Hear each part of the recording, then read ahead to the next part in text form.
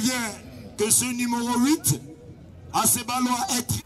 Au bout de l'effort, le travail et une détermination sans faille, Universal FC remporte pour la première fois de son histoire la Coupe Pertamo. Une victoire inédite dont le secret est le travail d'équipe. C'était un match très serré, très difficile. Asebal était à la hauteur de la finale. Le secret c'était juste le fair play, être calme et posé. Et nous avons pu aller au-delà de notre adversaire qui était Asebal ce jour. Pourtant, dès le coup d'envoi, les deux équipes affichent un niveau de jeu élevé. Universal FC prend l'initiative en contrôlant le ballon, cherchant à imposer son rythme de jeu. Cependant, Asebal replique par une défense solide et parfois quelques contre-attaques dangereuses. C'est une faute. Une récupération asebaloise. Le gardien va relancer Universal.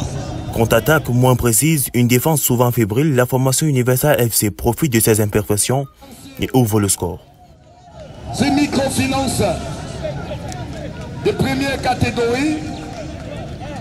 Vous pouvez vous renseigner. Encouragé par un public qui croit malgré tout à la victoire, la formation d'Asebal persiste, mais les actions sont toujours imprécises. À la dimension nationale et internationale pendant la mi-temps. C'est parti, Universal, certainement. Oh, attention! Le gardien Asebalois qui ne se laisse pas faire. Il n'y a pas à se plaindre. Personne de vous n'a mal joué en fait. L'adversaire n'est pas facile. Peggy, écoutez, Peggy, s'il te plaît. Ne réfléchis pas ici, hein. Jette seulement le ballon.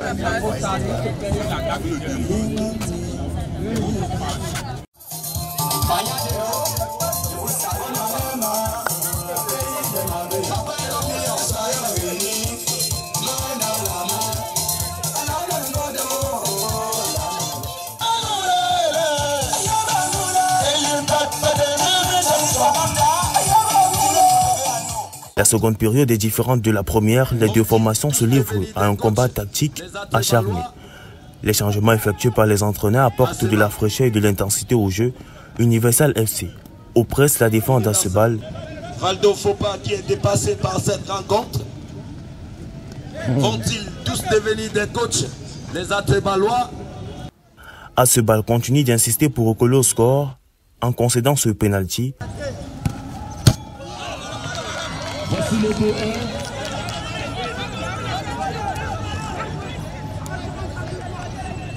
Asebal s'incline devant Universal FC, au-dessus de la moyenne.